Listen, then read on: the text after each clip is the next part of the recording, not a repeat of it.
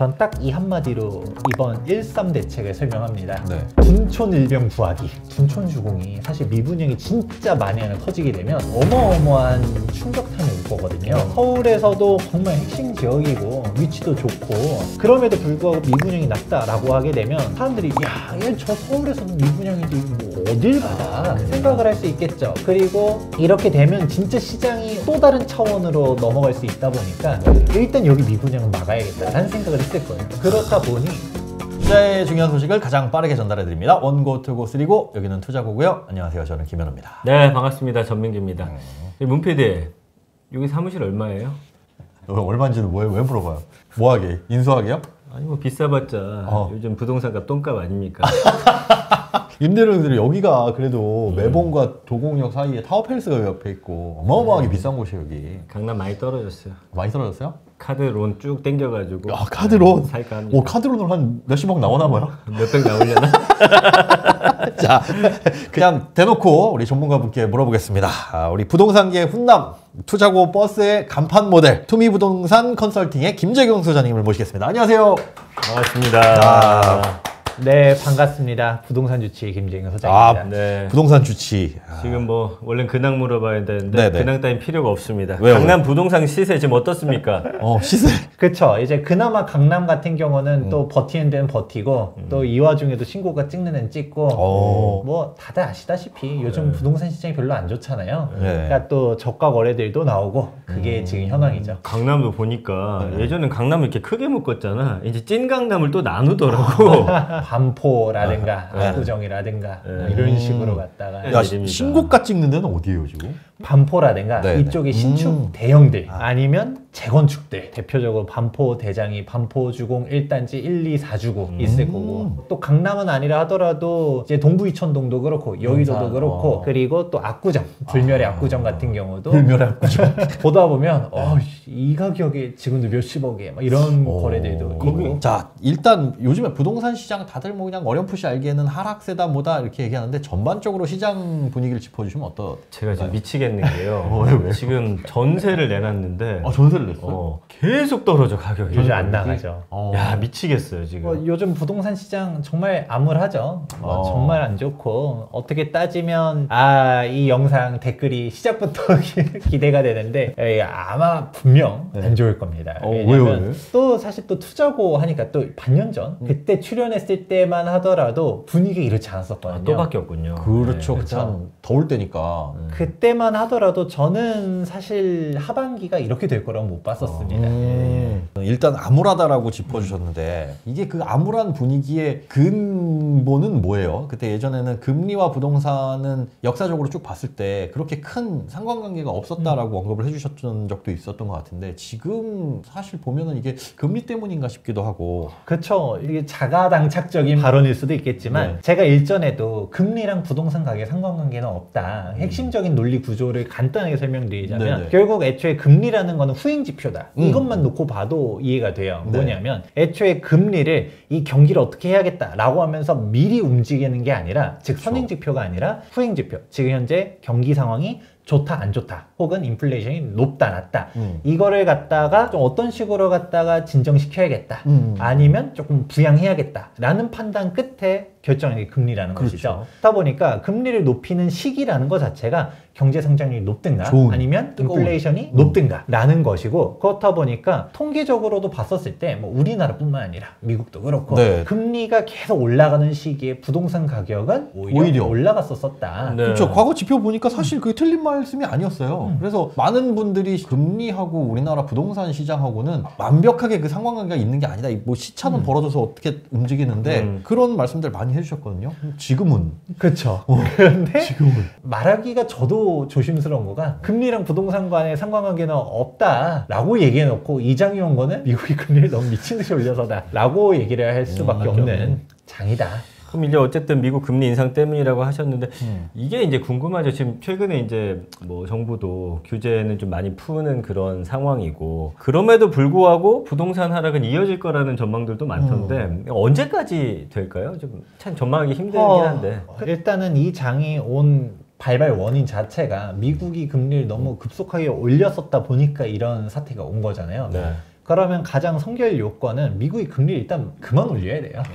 일단 멈춰야 되는데 금리가 다시 내려가고는 그 다음 이슈인 거고 일단은 더 이상 안 올라간다. 이게 천장이다. 라는 게 보여져야 경제 주체들이 어떻게 활동할지를 판단할 수 있다고 봅니다. 금리 인상 속도는 떨어져도 올리는 기조는 어느 정도는 이어질 것 같다라는 말씀이시고, 그죠? 다들 그렇게 생각을 하고 있으니까 거기에서 이제 금리가 좀 꺾여야 이 분위기가 반전이 될 텐데, 근데 뭐 대부분 상반기까지는 올린다라고들 보고 있으니까 결국은 최소한 뭐 상반기는 이 암울한 시장이 계속 이어질 것이다라는 말씀으로 들리네요. 지금 그래서 그런 질문들 되게 많이 하시는 것 같아요. 이렇게 하락세가 이어질 때 지금 사야 되냐, 무주택자들은. 근데 주변에 보면 더 떨어질 거라는 기대가 있어서 다 그거예요. 네, 기다려요. 더 떨어질 것 같다. 지금 왜 굳이 덜컥 사? 라고 생각하고 안 사시고, 그리고 살려고 마음을 먹어도 대출금이 너무 비싸니까 언젠가는 그런 무주택자가 사려는 생각이 있다면 어떻게 접근을 해야 될까요? 뭐 금리 떨어지는 거 보고 하락세가 좀 진정이 되는 걸 볼까요? 아니면 지금이라도 뭐 급매 이렇게 나오는 거 그 정도면 뭐 충분히 싼 거 아니야? 라고 생각되는 거는 사는 게 좋을지. 일단은 정론이 있고 네. 그리고 그 와중에서도 기회를 잡아보는 방향을 얘기해 볼 수도 있을 텐데 네네. 당연하겠지만 정론은 앞서서 얘기해 주셨던 것처럼 일단은 금리를 피크를 찍는 거는 일단 보고 안정빵은 그러고서 일단 어떻게 되는지를 봐야 돼요. 왜냐하면 일단은 올해 상반기까지는 부동산 가격이 더 침체될 거는 보여지다 보니까 지금 아파트 가격 사도 좀 더 떨어지면 어떡하지? 내가 뭐 예를 들어 지금도 금매라고 해서 샀는데 더 싸지면 어떡하지? 라는 불안감이 있잖아요. 그러니까 쉽게 결정을 하기는 어렵거든요. 맞아. 그러면 여기에서 일단은 상반기는 조금 지켜보다가 만약에 앞서 말했던 것처럼 금리가 일단은 정점을 찍고 그러고서 뭐 좀 횡보하다가 그러고서 좀 이제 내려갈까? 이런 부분들이 한번 타이밍을 잘 보셔야 돼요. 그러면서 하반기에 그렇게 결정하셔도 되고 조금 적극적이다 라고 하면 이 하락장이 얼마나 갈지를 또 한번 생각해 볼 필요성이 있어요. 지금 사기가 어려운 거는 뭘까요? 더 떨어질까 봐. 그 걱정이죠. 그거죠. 근데 결국 이면에는 가장 거시경제의 첨두에 있는 환율조차도 막 왔다 갔다 하잖아요. 눈치 싸움하고 있다고 저는 보고 있어요. 그러니까 이게 상반기는 안 좋을 게 저는 거의 확실시라고 봐요. 상반기는 일단 건너뛰고 하반기를 조금 노려본다든가 아니면 하반기에서도 뭐 아까 말했던 것처럼 금리가 일단 정점을 찍는지 좀 이제 내려갈 스탠스로 갈 것 같은지 이걸 보고 판단해도 늦지 않지만 진짜 내가 진짜 바닥이랑 진짜 꼭지랑 이거는 지나고 보니까 그런 거지. 더 떨어질 것 같았었지만 지나고 보니 그게 저점이었고 이거는 모르는 거잖아요. 그러면 상반기에 급매물들이 분명 있을 거예요. 왜냐면 지금 이제 양도세 중과 유예가 원래는 2023년도 5월 9일자로 만료될 예정이었거든요. 이게 사실상 이제 무의미해졌죠. 중과 유예를 1년 더 연장하겠다는 발표도 있었었고 그리고 또 더 넘어가서 촬영 시점 바로 어제였던 1월 3일자로 강남 3구랑 용산 제외하고서는 다 비조정 대상 지역으로 풀어버렸다 보니까 이젠 다주택자 중과 얘기가 없죠. 그렇다 보니까 아무래도 뭐 소유자들 입장에서 이때까지 팔아야 돼 하면서 막 던지는 게 조금 줄어들고 아무래도 매도 물량의 시기가 분산될 수는 있겠죠. 그렇다 해서 올라가는 건 또 아니지만 또 하나 아직 이슈가 남아있는 게 있습니다. 바로 종부세인데 종부세가 원래 7월 달에 2022년도 세제 개편안에서는 종부세 중과를 아예 없앤다라고 발표를 했었어요. 하지만 여야 간에 합의가 있어야 되잖아요. 국회 문턱을 못 넘었. 그쵸. 못 넘었고 합의가 된 거가 이제 11억 공제를 12억으로 6억 공제를 9억으로 그리고 2주택자 중과는 폐지하겠다. 이거 결론이 났어요. 여전히 3주택자들은 미친 세금을 내야 되는 거거든요. 그러니까 그 사람들 입장에서는 예전에는 뭐 종부세 뭐 몇 천씩 내도 올라간다라는 그런 기대감이 있으니까 가지고 있었지만 요즘 그런 기대감도 없잖아. 팔아야겠다 라는 사람들이 분명히 있겠죠. 그 기준일이 6월 1일. 그러면 과세 기준일 전에 팔려고 하면 부동산은 매매 계약으로부터 잔금까지 기간이 최소한 2-3달은 돼요. 아무래도 2월에서 3월 정도에 급매물들이 제일 많을 가능성이 높아요. 안 그래도 경기도 안 좋고 뭐 사람들이 얘기하네. 떨어지는 칼날은 받는 게 아니다. 이러고 있고 근데 누군가는 막 급매물로 던지고 이거를 고려해 볼 수 있어요. 좀 적극적인 투자는 오히려 상반기에 초급매물 나오는 거를 잡아보는 것도 방법일 수 있다. 종부세를 피하기 위해서 급매물로 던지는 것들을 잡아보는 것도 하나의 전략이 될 수 있다. 우리가 오버슈팅이라는 표현도 쓰잖아요. 우리가 상승이 쭉 이렇게 간다 했었을 때 특정 이벤트가 있어가지고 원래 상승폭보다 먼저 튀었다가 네. 다시 이렇게 상승축으로 갔다 회귀하는 거를 오버슈팅 얘기하는 것처럼 반대로 우리가 하락장을 했었을 때 종부세라든가 특정 이슈들 때문에 뭔가 급매물이 먼저 팡 터지게 되면 사실 그때 초급매를 잡게 되면 우리가 하락축으로 뭐 막말로 2023년도 계속적으로 하반기도 수치상으로는 떨어질 수는 있지만 나는 그것보다 더 튀어나오는 초급매를 예를 들어서 잡았다. 그럼 그때 잡은 급매랑 그거랑 그게 그거일 수도 있고 그런 식으로 갔다가 내가 어디가 바닥일지 모를 텐데 내가 진입하려고 했었던 상급지들이 예전엔 쳐다도 못 보다가 요즘은 잘하면 갈 수 있는데 아니면 지금 갈 수 있음에도 불구하고 더 떨어지면 어떡하지? 불안해서 못 잡는 물건들이 있었을 거예요. 올해 상반기에 아무래도 이런 초급매물들이 잘 나오나 안 나오나 예의주시했다가 좀 잡는 것도 적극적인 투자자들 입장에서는 방법일 수 있다라고도 봅니다. 규제 해제 관련 이야기 나눴는데 뭐 최근에 발표가 있었죠? 뭐 여러 가지 규제 완화 조치가 있었어요. 그냥 거의 조정 지역은 강남 3구와 뭐 용산 빼고 나머지는 뭐 다 풀어줬다라고 볼 수도 있고 그 외에도 이제 전국적으로 해제되는 게 또 하나가 있는데 원희룡 국토교통부 장관이 그린벨트 개발 제한 구역이죠. 이 규제를 과감하게 풀겠다. 그러니까 기존에 지자체에 있었던 역량을 뭐 3배 정도 늘려주겠다 이런 식의 발표를 했는데 이것도 뭔가 이런 주택시장에 영향을 미치고 뭐 실효성이 있을까요? 아무래도 그린벨트를 풀겠다라고 하면 당장 떠오르는 게 뭘까요? 다 땅 아니에요, 거기는? 그쵸. 땅인데 거기 풀어가지고 이제 개발하나? 뭘로 개발해? 그쵸. 개발을 한다라는 거죠. 결국 그린벨트라는 것 자체가 그냥 농사만 지어라, 자연경관을 보존하겠다라는 거잖아요. 이제 우리가 연담화라고 표현을 하는데 도시가 너무 확산되는 것을 방지하겠다. 그럼 여기에 힌트가 있는 거죠. 도시가 확산된다라는 거는 거기에 무언가가 들어선다라는 건데 그 무언가를 사람들이 가장 원하는 건 아파트로 내려놓으려고 막 생각들을 많이 하잖아요. 뭐 예전처럼 무조건 무식하게 아파트만 넣을지 좀 자족 기능도 넣고 뭐 어떻게 할지 이건 지켜봐야겠지만 그래도 사람들이 일단은 주택 공급이 더 분명 늘어날 수 있다라는 거에 대해서는 부인할 수가 없겠죠. 그 말인즉슨 저기 어디 시골에 있는 그린벨트 해제해봐야 거기보다는 서울의 인근에 뭐 수도권 그런 데 그린벨트가 좀 더 풀리게 되면 결국은 그런 서울 같은 곳으로 집중되는 거 아니에요? 그런 그렇죠. 예, 두 가지 측면이 있습니다. 우선은 가장 먼저 떠올리는 부분은 아무래도 주택 가격 시장 안정에 도움이 될 거다라고 보는 사람들이 있고요. 두 번째로는 결국 서울에 사람들이 쏠리게 되면 다들 서울 수도권에 집중화 되는 거 아니냐. 근데 여기서 더 쏠리게 되면 이건 또 문제다라고 보는 사람들도 있고 조금 복합적인 문제이긴 합니다. 그린벨트를 풀어서 공급이 늘어나면 주택시장은 안정이 될 텐데 사실 안정이 된다라는 말인 즉슨 가격이 떨어진다라는 의미잖아요. 덜 오르거나 뭐 이런 시기에 그럼 이런 완화책을 내놓는 게 어떻게 보면 좋은 것 같기도 해요. 뭐 뜨거울 때는 못 내놓으니까. 서울로 결국에는 모든 것들을 좀 집중시키는 그런 느낌이 좀 더 강하게 오거든요. 서울을 좀 먼저 잡겠다는 건가요? 그렇죠. 아무래도 이제 서울 같은 경우는 쏠리게 되는데 이제 그린벨트를 푼다 하더라도 어디가 풀리는지도 사실 지켜봐야겠죠. 강남권역의 수요를 흡수할 수 있을 만한 뭐 진짜 찐 강남 분들은 거기 가기는 어려워도 예를 들어 강남권역으로 가고 싶었었던 사람들의 니즈를 충족시켜 줄 수는 있잖아요.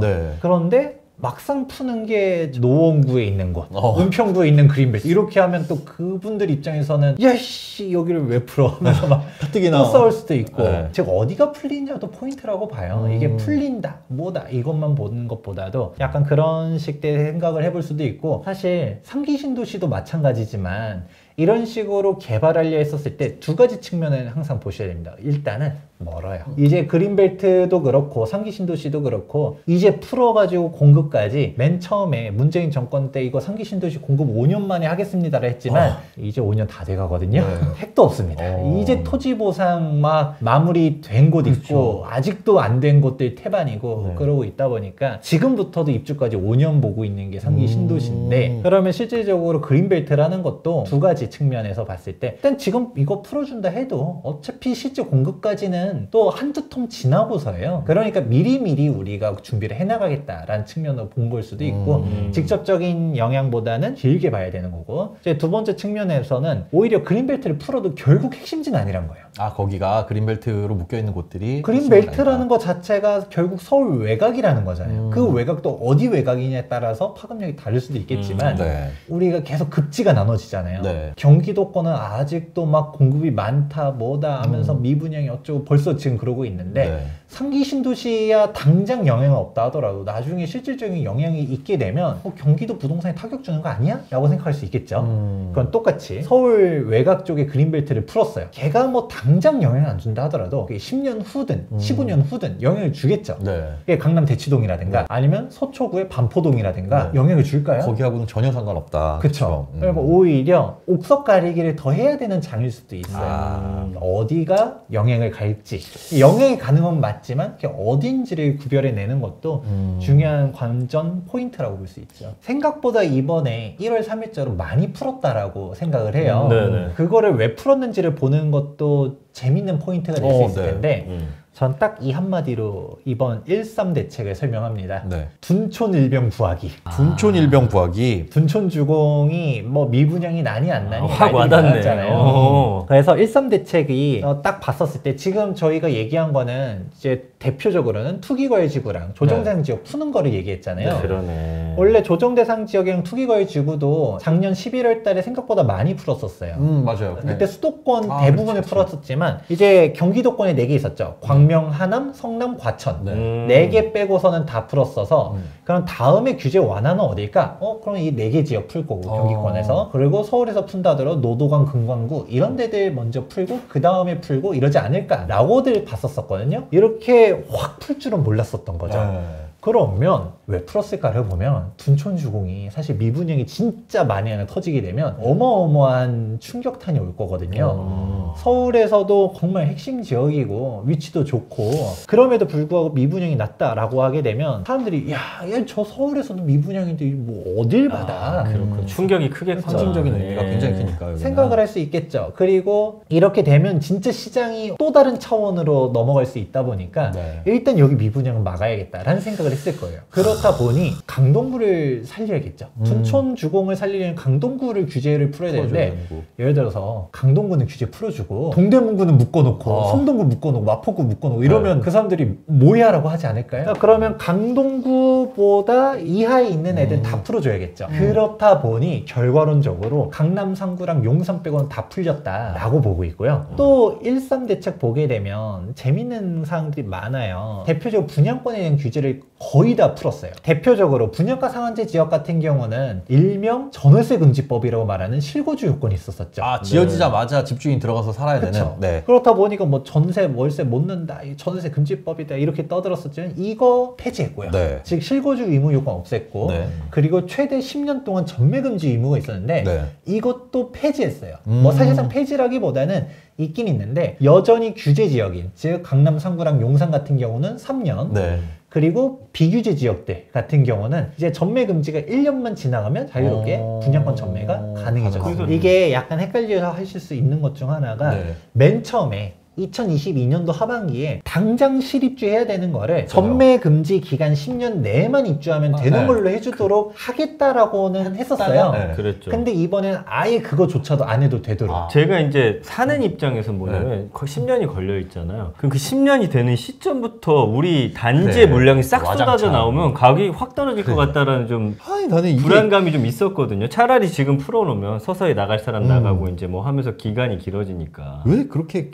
10년 안 돼? 그럼 10년 후는 어떻게 될지 생각 안 하고 이렇게 막 묶어놓고 그랬다가 막 중간에 막 풀어버리고 또 왜냐면 그때 만약에 몇천 세대 대단지인데 10년 묶어놨는데 같은 일시에 딱 풀려버리면 어떻게 되겠어요. 그게 이제 일기 신도시의 문제도 비슷하잖아요. 예. 이제 좀 다른 얘기긴 한데 거기가 이제 재개발을 재건축을 해야 되냐 마냐 되는 문제가 풀어줘서 한다 그러면 그걸 한꺼번에 홀면 거기 사람들은 다 어디로 가라고. 그렇죠. 이주 수요도 있으니까. 그런 것들을 보면 자기 임기 때만 생각을 하는 것 같아 다들 대책은. 그런 것 같긴 합니다. 뭐 당장 매물이 쏟아지는 거는 좀 다른 얘기라고 봐요. 왜냐면 사실 지금 청약을 받았었던 사람들 같은 경우는 전매금지도 있고 실거주도 있고 그리고 무엇보다 청약 당첨되기 어려웠잖아요. 그렇죠. 애초에 가점이 불과 얼마 전만 하더라도 서울 같은 경우 60점이 넘어가야 무조건 됐으니까. 넘어야 되는데.